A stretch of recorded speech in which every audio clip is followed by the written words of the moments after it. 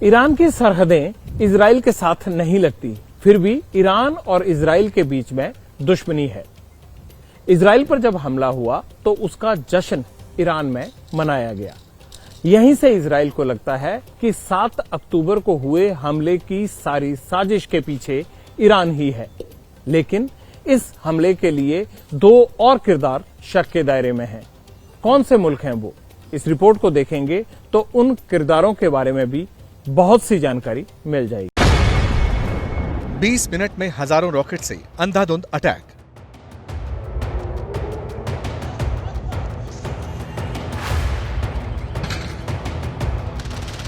Musical show में paraglider से Hamas के आतंकियों का हमला।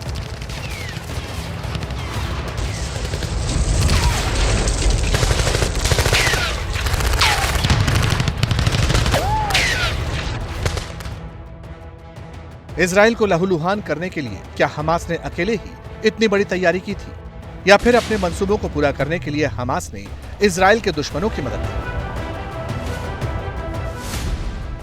इजराइल पर हुए हमास के आतंकी हमले के बाद शक की सुई पहले से ही ईरान की तरफ है।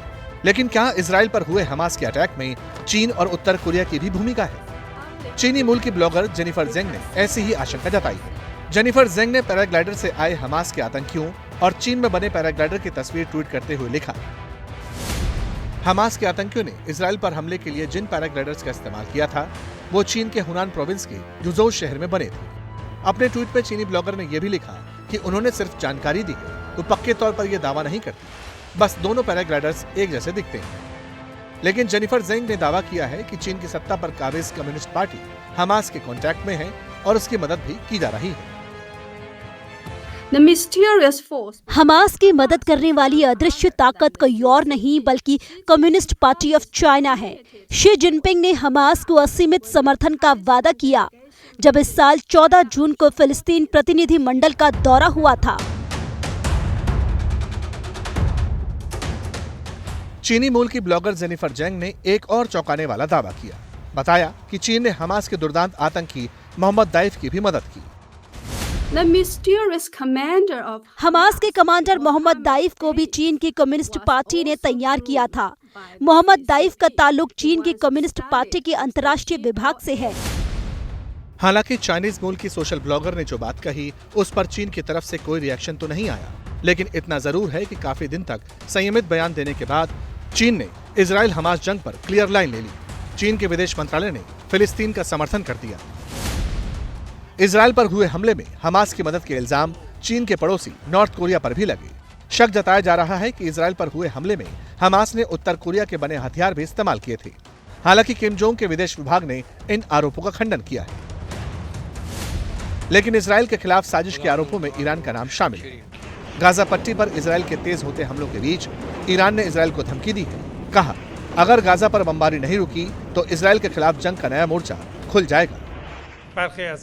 यदि गाजा पर इजराइल की बमबारी जारी रही तो युद्ध एक अलग मोर्चे पर शुरू हो सकता है।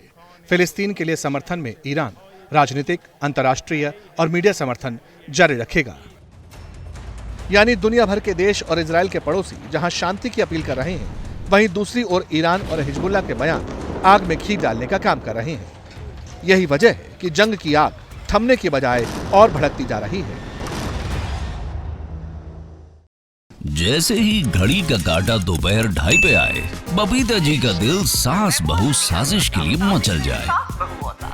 और ये है इनकी बहू, पूरे दिन ऑफिस की टेंशन हो जाए गॉन जब ये करें अपना फेवरेट शो फ्री टाइम पे ऑन।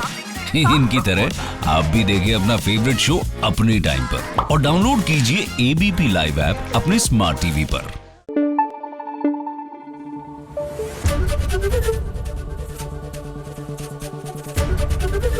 ABP न्यूज आपको रखे आगे।